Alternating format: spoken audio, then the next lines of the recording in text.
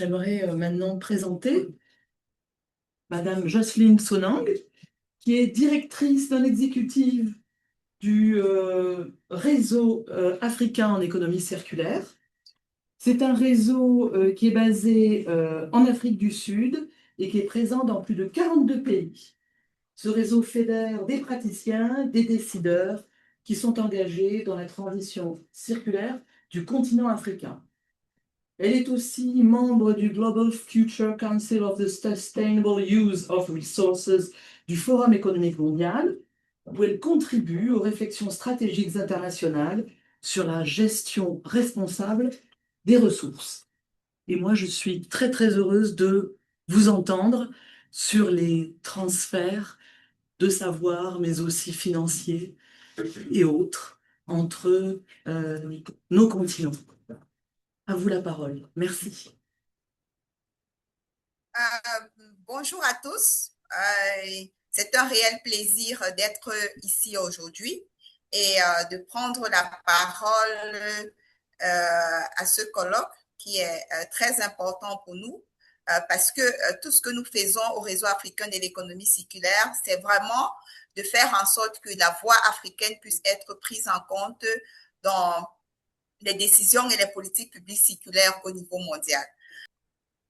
Je suis basée au Cameroun parce que le réseau a des membres dans 42 pays africains et je suis directrice non exécutive principalement en charge des pays francophones. Donc, je suis basée au Cameroun, donc je supervise un peu les activités du réseau dans les pays francophones. D'accord. Merci beaucoup. Donc, aujourd'hui, nous allons parler un peu de ce transfert et cet échange entre le Nord et le Sud et entre le Sud et le Nord qui est inévitable dans le monde de l'économie circulaire. Mais compte tenu du fait que ces échanges sont inévitables, il est important de construire des ponts. Et bien sûr, construire des ponts circulaires vers des transferts d'innovation, de responsabilité et de financement entre le Sud et le Nord, mais aussi vice-versa entre le Nord et le Sud. Donc, comme vous l'avez déjà entendu, je suis Jocelyne Andry-Tonant, je suis directrice non exécutive du réseau africain de l'économie circulaire qui en anglais est appelé African Circular Economy Network, en abrégé ACEN. J'ai aussi été membre du Global Future Council pour l'utilisation responsable des ressources qui était beaucoup plus basée sur la durabilité et la gouvernance et la transparence dans le secteur des matières premières critiques. dont j'ai siégé sur ce groupe de travail de 2023 à 2024, donc pendant 2 ans, où nous avons mené des réflexions, justement aussi parmi lesquelles il y avait cette problématique de construire des ponts entre le Nord et le Sud. Donc, nous allons commencer aujourd'hui cet échange par une histoire. Vous pouvez passer à la prochaine slide. Nous allons commencer aujourd'hui cet échange par une histoire. Cette histoire est celle de Monsieur Konaté. Alors, Monsieur Konaté est la deuxième vie des machines. Il est 6 heures du matin à Akwedo. Le soleil se lève sur la plus grande décharge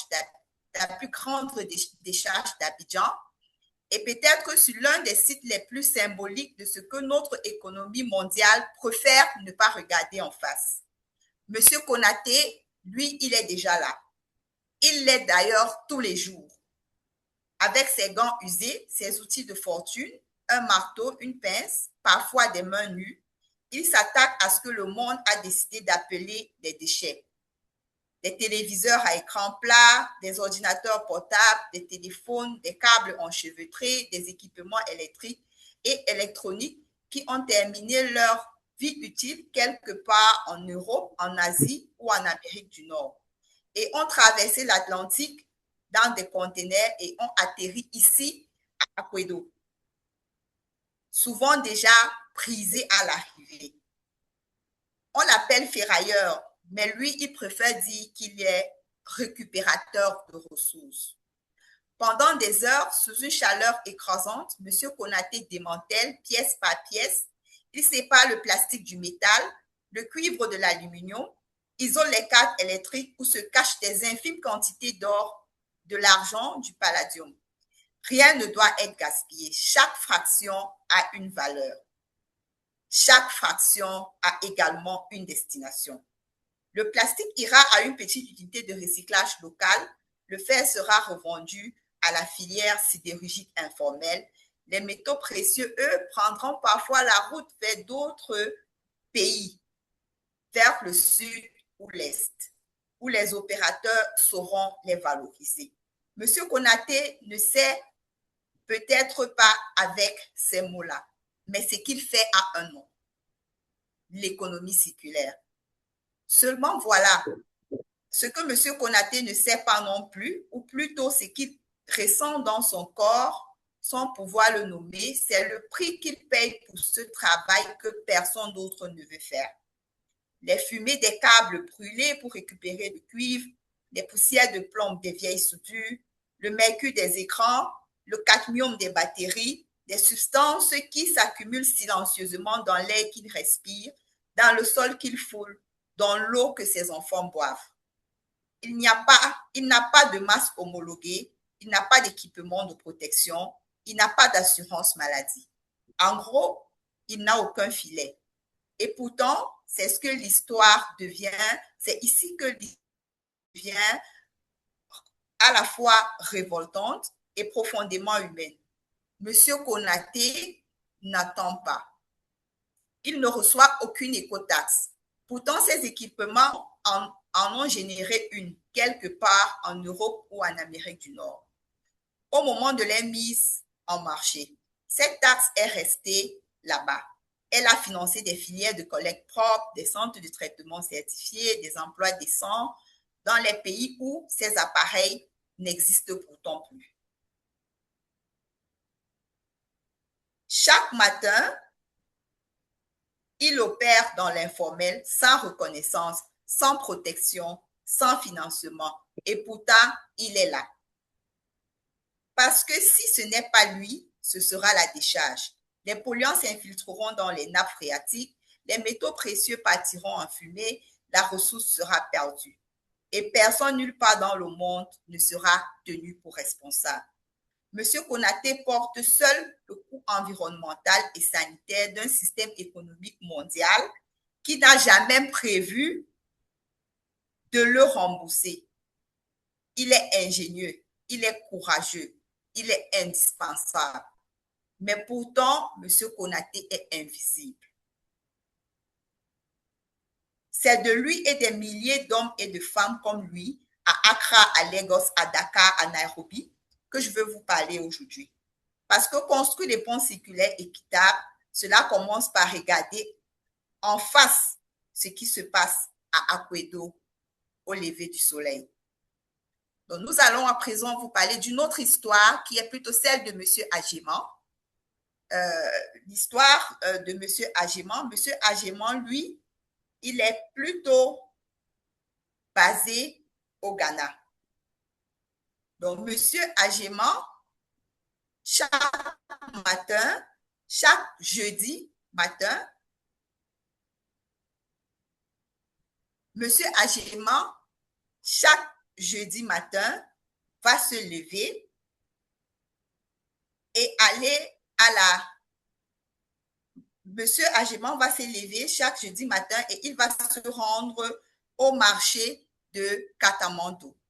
Le marché de Katamanto est le plus grand marché de friperie d'Afrique de l'Ouest, voire d'Afrique et même du monde. Donc, il ne formule, monsieur Agéman, chaque jour, en fait, fait un pari des ballots, mais il ne le formule pas ainsi. Il dirait simplement qu'il travaille, qu'il fait ce que son père faisait avant lui, dans les allées serrées et colorées de Katamanto, le plus grand marché de friperie d'Afrique de l'Ouest, peut-être du monde entier.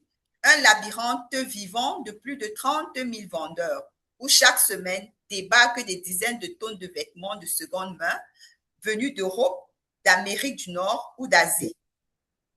Chaque semaine, M. Agéman achète des ballots, des cubes compressés, ficelés, serrés, opaques, Il ne sait pas ce qu'il y a dedans. Personne ne le sait vraiment.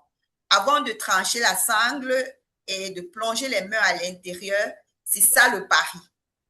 Parfois, il tombe sur une veste en laine à peine portée, une robe à fleurs qui fera sensation, un jean de marque qui se revendra 3 fois son prix d'achat.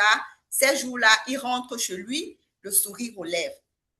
Mais ces jours-là se font de plus en plus rares parce que les ballots ont changé discrètement, progressivement, sans que personne n'ait eu à le dire officiellement. Aujourd'hui, quand M. Agéman ouvre un ballot, plus de la moitié de ce qu'il trouve à l'intérieur ne peut pas être vendu. Des vêtements déchirés, décolorés, moisiers, synthétiques, au point de ne plus tenir à la chaleur d'Accra. Des textiles que personne en Europe n'a voulu recycler, réparer, ni même donner à un voisin. Ceux qui ont pourtant traversé l'Atlantique avec un bon de livraison en règle. Son estimation du prix de vente est divisée par 2, parfois par 3. Il a quand même payé le prix du ballot au prix plein. Alors que M. Agéman, alors que fait M. Agéman avec ce que le ballot lui a laissé, il n'a pas le choix. Il n'a pas de collecte municipale organisée à Katamanto pour les invendus textiles. Il n'y a pas de filière de recyclage à portée de main. Il n'a pas de benne, pas de centre de tri. Aucun système n'existe. Alors, les vêtements inutilisables, par centaines de kilos chaque semaine, prennent feu, à l'air libre, au bord du marché, dans les caniveaux. Une fumée épaisse et âcre, polyester fondu, teinture synthétique, résidus chimiques, enveloppe des allées de Katamanto. Les vendeurs tous, les enfants qui jouent entre les enfants qui jouent en les femmes cuisinent à l'entrée du marché tous, les enfants également tous. Ce que cette fumée contient, on préfère ne pas trop y penser. Mais ce n'est pas tout. Ce que le feu ne consume pas, les caniveaux l'absorbent. Des centaines de kilos de fibres synthétiques s'entassent dans les drainages d'Accra. Ces infrastructures déjà fragiles, déjà sous-dimensionnées, dans une métropole à 5 millions d'habitants, les canalisations se bouchent, les saisons de pluie arrivent et avec elles des inondations. Des quartiers entiers sous les eaux, des maisons envahies, des routes coupées. Et dans ces eaux stagnantes mêlées aux déchets, aux textiles en décomposition, prolifèrent des moustiques, le choléra, la typhoïde. Des maladies que les riverains de Katamanto connaissent trop bien. Des maladies dont personne nulle part ne tiendra la fast fashion responsable. Pendant ce temps, quelque part en Europe, la marque qui a produit ces vêtements a acquitté une écotaxe. Elle a financé dans son pays d'origine des programmes de collecte sélective, des initiatives de recyclage textile, des campagnes de sensibilisation au tri. C'est bien, sauf que cette écotaxe ne suit pas les vêtements quand ils traversent la frontière.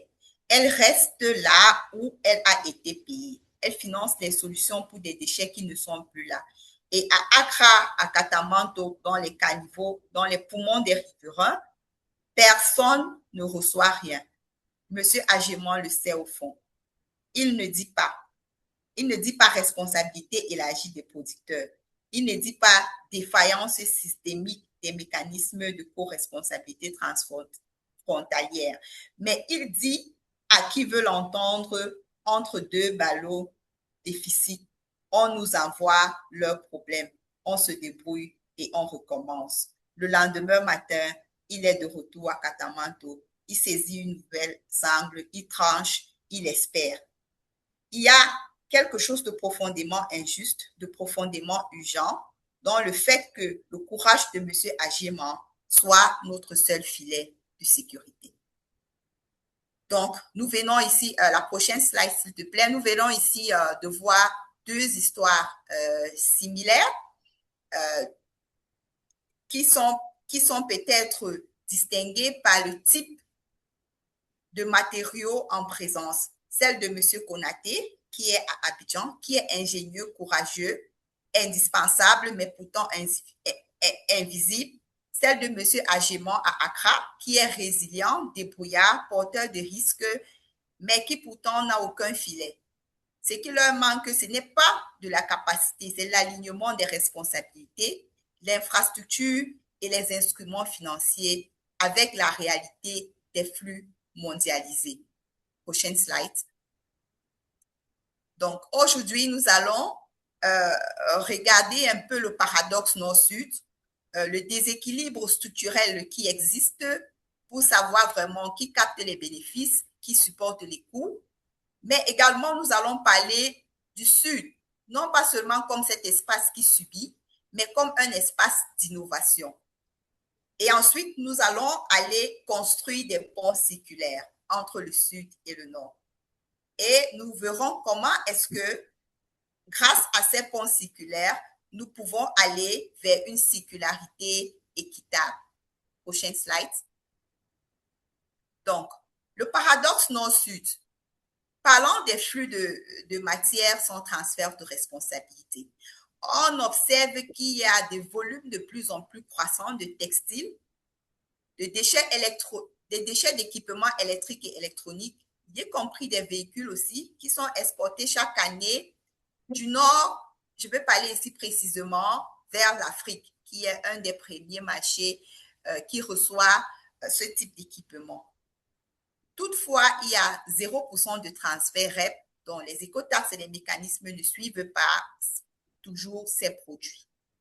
Ce qui nous présente un paradoxe important en termes de réalité de fin de vie. Donc, la fin de vie rapide dans des contextes à ressources limitées. Donc, les produits traversent les frontières, mais les responsabilités environnementales ne suivent pas toujours. Prochaine. Parlant des déchets électroniques, essayons un peu de regarder l'ampleur mondiale de ce phénomène. Je voudrais juste préciser que ces données sont tirées du rapport mondial sur les DDE 2024 qui a été élaboré par UNITAR et par l'organisme international en charge des télécommunications. Donc, nous allons constater qu'il y a environ 62 milliards de kilogrammes de DDE qui ont été produits par exemple en 2022, qui cette année-là représentait un chiffre record. Mais des 62 milliards produits, par exemple, seulement 22,3% seront collectés et recyclés officiellement. Qu'est-ce qu'il en est de ce qui restera? On ne sait pas trop, mais on sait quand même ce qui va se passer avec le reste. Parlons de l'Afrique. Les importations reçues par l'Afrique, en cette même année de 2022, s'élevaient à 546 millions de kilogrammes de déchets d'équipements électriques et électroniques. Et parlons des flux mondiaux en termes de DDE, nous avons jusqu'à 65% de flux non contrôlés. Donc, ce qui représente une proportion très importante. Donc, plus de la moitié de flux de DDE ne sont pas contrôlés. Prochaine slide. Qu'en est-il des impacts et de la valeur économique des DDE? Les DDE renferment de ressources importantes.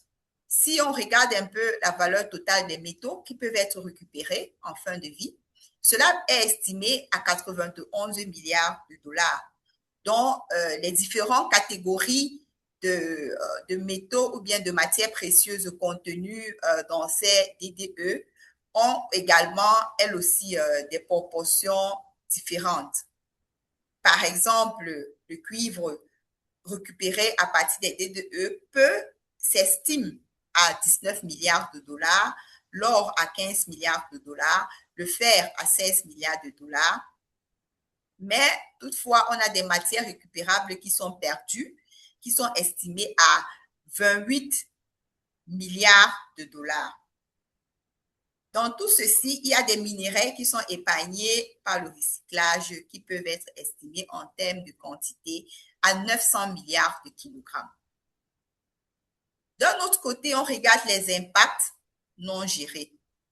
Des coûts des externalités du fait que ces déchets d'équipements électriques et électroniques ne soient pas bien gérés. Le coût des externalités du plomb et du mercure, par exemple, s'élève à 78 milliards de dollars. Le mercure rejeté dans l'environnement seulement est estimé à 58 000 kg. Nous avons également des matières toxiques non gérées, beaucoup plus en Afrique parce que parfois les infrastructures ne sont pas toujours présentes pour pouvoir gérer ces matières toxiques de manière convenable.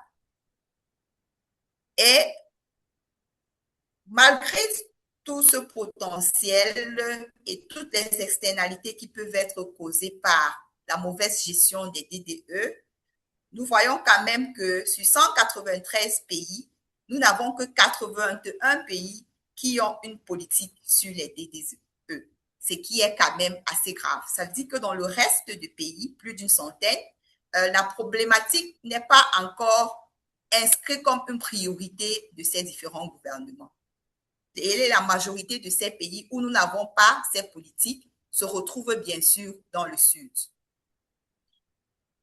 Parlons de déséquilibre structurel entre le Nord et le Sud, plus particulièrement l'Afrique. Nous avons au Nord une production où les DDE sont produits et mis sur le marché, des bénéfices économiques sont collectés, des mécanismes de responsabilité élargis aux producteurs et des écotaxes sont existantes, les infrastructures sont assez développées pour gérer ces différents DDE. Mais seulement le coût de fin de vie est externalisé. De l'autre côté, qu'est-ce qui se passe au Sud? Les bénéfices sont captés en amont. La REP et les écotaxes ne sont pas transférés. Donc, les produits en fin de vie, à l'arrivée, les infrastructures et les ressources également sont limitées. Mais le Sud, quand même, supporte les coûts environnementaux de ce déséquilibre structurel. Assez de tout ce que le Sud supporte, nous allons plutôt maintenant regarder l'autre côté de la pièce parce qu'il n'y a pas que des impacts négatifs. Toute cette situation-ci qui est vécue dans le Sud, par contre, a provoqué ici le fait que le Sud soit un espace d'innovation. Le Sud n'est pas un espace à former, mais un espace à cofinancer et à responsabiliser. Pourquoi nous le disons? Déjà parce que nous avons des pratiques circulaires ancrées, des savoir-faire traditionnels de réutilisation, de réparation, de valorisation intégrés dans des pratiques économiques locales. Pas seulement dans des pratiques économiques locales, mais également dans des pratiques sociales locales. Nous avons aussi une prolifération des innovations frugales qui sont des solutions adaptées aux contraintes locales qui, elles, sont plus durables, plus efficientes et exportables au nord. Nous avons des écosystèmes dynamiques, des entrepreneurs qui forment des communautés et des organisations qui sont très actives dans la transition circulaire, sur tout le continent africain, mais dans le Sud de manière générale, parce que nous avons eu aussi à collaborer avec d'autres pays, par exemple d'Asie du Sud-Est, où nous observons vraiment comment est-ce que des innovations frugales sont mises sur pied pour résoudre des problèmes les plus pressants dans le système économique et dans le système social. Ce qui manque, c'est juste l'alignement des responsabilités économiques, des instruments financiers avec la réalité des flux mondialisés. Alors, comment construire des ponts circulaires? 3 conditions pour une co-responsabilité transfrontalière effective. Il faudrait premièrement identifier clairement les parties prenantes. Quelles sont les parties prenantes en jeu? Les producteurs, distributeurs, importateurs, États, communautés devraient d'abord être cartographiés. Donc, il s'agit ici de cartographier les acteurs et leurs responsabilités tout au long du cycle de vie du cycle de vie du produit, quels sont les acteurs qui interviennent, quel que soit le territoire d'usage final, ceux-ci devraient être cartographiés. Deuxièmement, il faudra redéfinir les obligations des producteurs au-delà des frontières. Il s'agit ici d'étendre la responsabilité élargie des producteurs et les écotaxes à l'échelle internationale pour suivre les flux réels de matières et des produits exportés. Également, il faudra concevoir des mécanismes financiers transfrontaliers à travers des fonds dédiés à la gestion de fin de vie, des instruments de cofinancement public-privé, des mécanismes carbone liés à la circularité pour accompagner durablement les territoires d'usage final. Donc, qu'est-ce que nous observons aujourd'hui?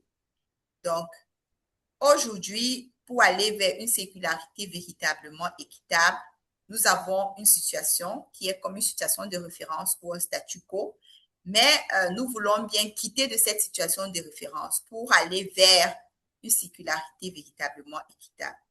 Aujourd'hui, nous voyons l'exportation de déchets qui est quelque chose de relativement normalisé, des responsabilités qui sont cloisonnées par les frontières, la finance circulaire qui est localisée au nord, des innovations du sud qui sont sous-valorisées. Ce que nous voulons voir demain, à travers ces ponts que nous allons construire, nous souhaiterons voir une co-responsabilité globale effective, une responsabilité élargie aux producteurs et écotaxes transfrontalières, une finance circulaire inclusive et déployée en Afrique. Également, nous souhaiterons voir des innovations frugales valorisées et exportées. Ainsi, nous voudrons bien passer d'une logique d'exportation de déchets à une logique de responsabilité globale. C'est la condition essentielle d'une circularité véritablement équitable. Donc, je vous remercie de votre attention. Mais ici, avant de vous remercier, j'aimerais bien que nous retenions les flux de matières mondialisés appellent à une co-responsabilité transfrontalière. Le Sud est un acteur d'innovation circulaire, pas seulement un réceptacle. Des mécanismes financiers dédiés sont la clé d'une circularité équitable et il est ici important pour nous de vraiment prendre en compte tous ces paramètres-là. Je vous remercie pour votre attention. Bon, ben, si vous voulez, vous avez 10 minutes pour poser des questions à Jocelyne, puis ensuite on aura une pause, donc n'hésitez pas. Une question.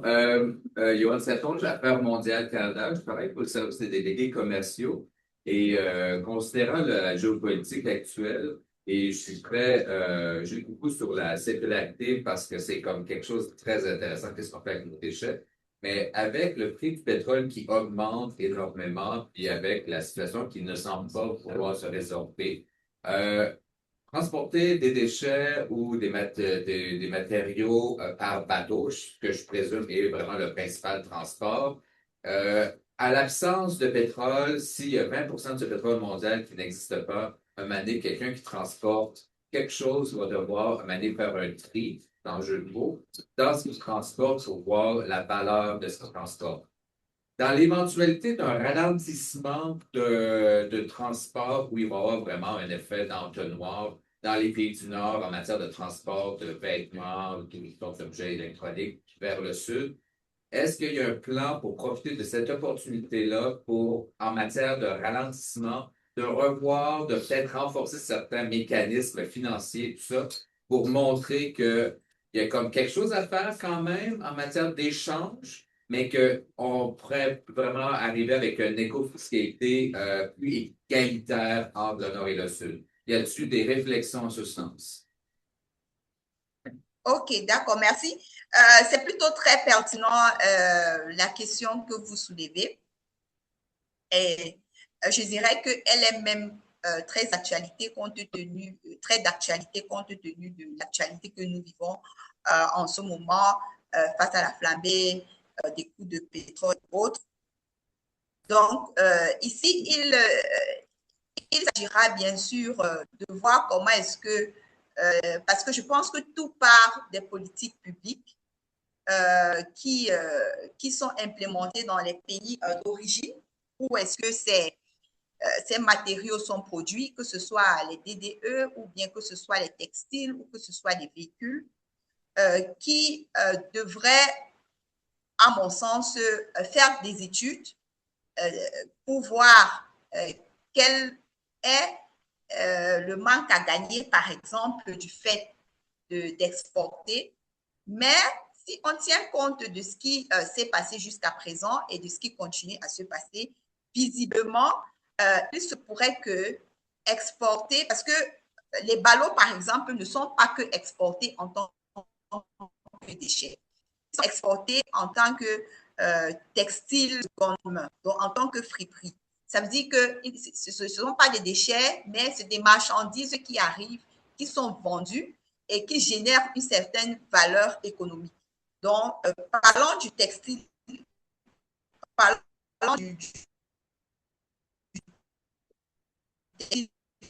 par exemple, important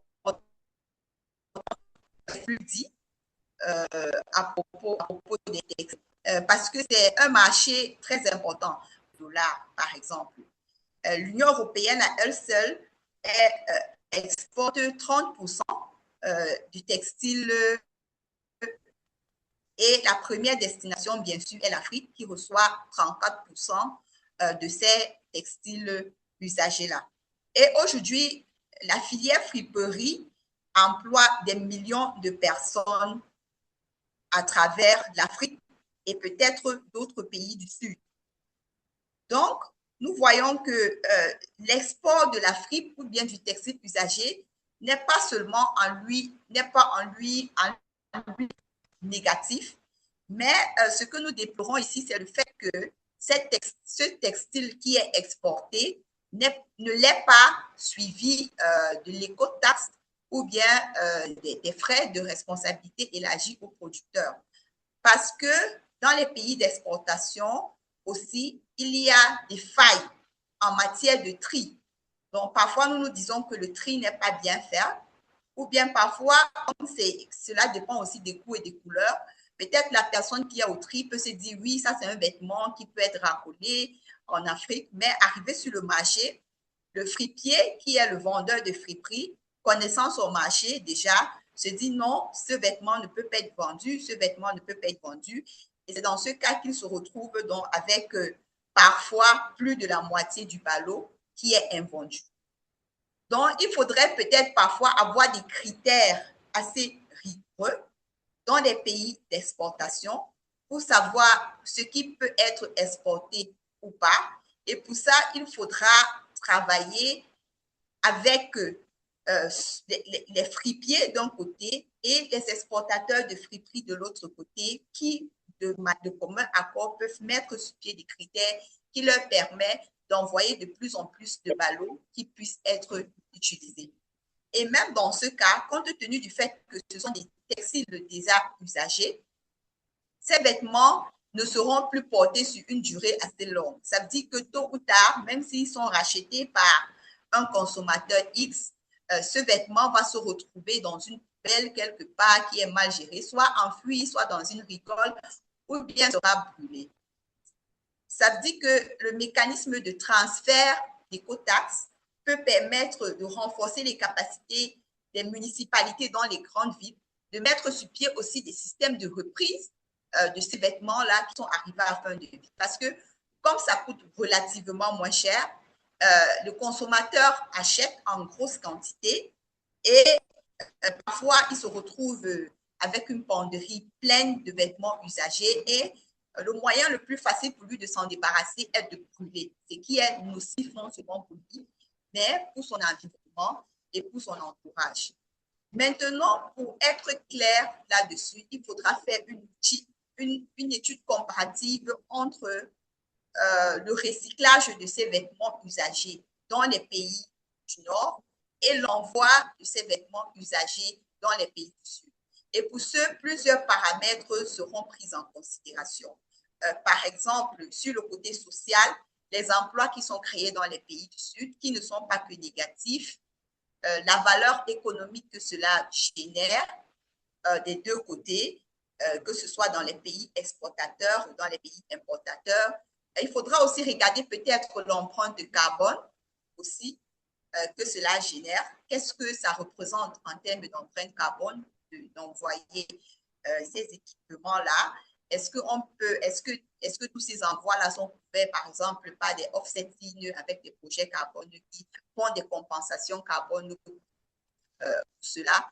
Donc, pour moi, il ne s'agit pas de dire qu'il faut de le faire, mais pour moi, il y a beaucoup plus question d'encadrer, parce que même sur le plan de la circularité, ça fait plus sens de prolonger la durée de vie d'un matériau que d'approcher cette durée de vie, pour vraiment s'assurer que la ressource a été pleinement utilisée. Je ne sais pas si on répond à votre question. Je n'ai pas compris la dernière. Est-ce que ça a bien répondu à votre question? Est-ce que j'ai répondu à la question? Oui, c'est vraiment un super bon début. Merci. Merci. Est-ce qu'il y a d'autres questions? Oui, c'est fou.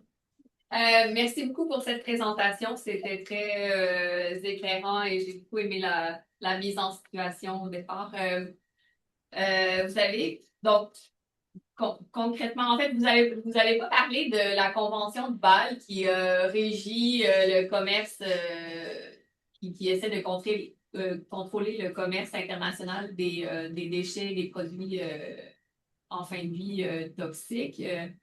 Est-ce que ça serait une solution de renforcer les articles de la Convention de Bâle, par exemple? Et une deuxième question, c'est que pour contrôler ces importations, les pays africains pourraient aussi intégrer des tarifs à l'importation et collecter à travers ce mécanisme connu de commerce international, collecter une taxe qui pourrait appeler une éco-taxe. Est-ce que vous avez envisagé ce type de solution? Oui, merci beaucoup pour cette réponse, pour cette question, qui est une très belle question. Déjà, pour répondre premièrement concernant la Convention de Bâle sur le transfert des déchets dangereux et des déchets toxiques, il faut déjà noter que les DDE qui sont en circulation ne sont pas envoyés toujours, ne sont pas labellisés comme des déchets, mais sont plutôt labellisés comme des équipements de seconde main. Sauf que parfois, la réalité est bien tout autre. Donc, ce qui montre qu'il y a des articles qui existent bien, mais c'est l'implémentation, en fait, qui fait problème. Donc, c'est l'implémentation des différents articles qui fait problème. Maintenant, il faudrait mettre sur pied des mécanismes qui permettent, n'est-ce pas, de s'assurer, parce que, tout comme je l'ai dit pour la friperie, je ne suis pas contre l'exportation des DDE de seconde main, parce que, pour de nombreuses raisons, la durée de vie d'un équipement doit être rallongée le plus longtemps possible. Ces équipements qui sont vendus bon marché profitent à ceux qui n'ont pas toujours les moyens de s'offrir un nouvel équipement. Mais sauf que on en profite parfois pour envoyer des équipements qui sont presque usagés, qui sont mélangés parmi les équipements qui fonctionnent. Par exemple, lorsque vous allez voir des conteneurs arriver, il y a un tri qui se fait à l'arrivée. À l'arrivée, vous allez voir des équipements qui fonctionnent super bien, où vous pouvez encore les utiliser même sur 5 ans. Vous allez voir des équipements qui ne vont tenir que 6 mois, par exemple, ou vous allez voir des équipements qui, à l'arrivée, ne fonctionnent pas du tout. Or, à l'export, ils ont été labellisés comme des équipements de seconde main et non comme des déchets. Parce que s'ils sont labellisés comme des déchets, il faut des permis spéciaux pour les faire passer. Et étant labellisés comme des déchets, il n'est pas permis d'envoyer du nord vers le sud parce que le sud, forcément, n'a pas des infrastructures adaptées pour pouvoir traiter ce type de déchets. Par contre, C'est dans le nord qu'il y a parfois des infrastructures adaptées pour le faire. Donc, c'est un problème de labellisation, c'est un problème de défaillance à l'export comme à l'import. Parlant de la taxe qui peut être rajoutée à l'import, cela est appliqué par exemple au Cameroun et dans d'autres pays africains sur des véhicules. Ça veut dire que lorsque vous importez des véhicules d'un certain âge, vous payez ce qu'on appelle le droit d'accise. Le droit d'accise, en réalité, devrait servir à aider à la gestion de ce véhicule, puisqu'on sait que c'est un véhicule qui est très âgé. Ça veut dire que tôt ou tard, il devra rentrer, il devra être hors circuit, c'est-à-dire hors utilisation, et il devra être un déchet dont la municipalité devra s'en charger. Mais ces droits d'assises ne sont pas dirigés vers ce mécanisme. Ces droits d'assises, dans la majorité des cas, sont mis dans la caisse commune, dans la trésorerie nationale, dans ce qu'on appelle une caisse commune. Et ces droits d'assises vont servir à financer ce que les gouvernements d'Afrique majoritairement vont estimer être des priorités et ne vont pas soutenir des filières locales de recyclage. Donc, c'est justement ce problème-là qui se pose. Or, si le problème il est réglé en amont, ça veut dire que le pays exportateur exporte avec cette écotaxe, lui-même sera regardant de comment est-ce que cette écotaxe est utilisée et il aura un mot à dire sur l'utilisation de cette écotaxe. Mais si cette écotaxe, elle est plutôt imposée par le pays importateur l'utilise à son gré. Et dans la majorité des pays du Sud et dans la majorité des pays africains, structurer les filières de recyclage pour ces équipements-là ne sont pas les priorités. Ils vont vous dire qu'il y a les infrastructures routières, il y a la santé, il y a l'éducation. Du coup, les droits d'assises qui sont pourtant imposés parce que l'âge du véhicule est avancé vont servir plutôt à autre chose. Donc, oui, il faut revoir dans le mécanisme de la Convention de Bâle comment renforcer l'applicabilité, mais surtout voir comment est-ce que le transfert de responsabilité peut être accompagné du transfert de ressources financières. Je ne sais pas si ça répond à votre question. Excellent, merci. Merci beaucoup. Je vous en prie. Alors, merci beaucoup pour ta présentation, c'était vraiment apprécié. C'est tout le temps qu'on a pour discuter ensemble. Merci beaucoup. Avec beaucoup d'espoir, on pourra poursuivre les échanges, voir comment est-ce que tous ces savoirs qui sont distillés ici peuvent véritablement servir à influencer les politiques publiques, que ce soit dans le nord, dans le sud. Merci. Merci.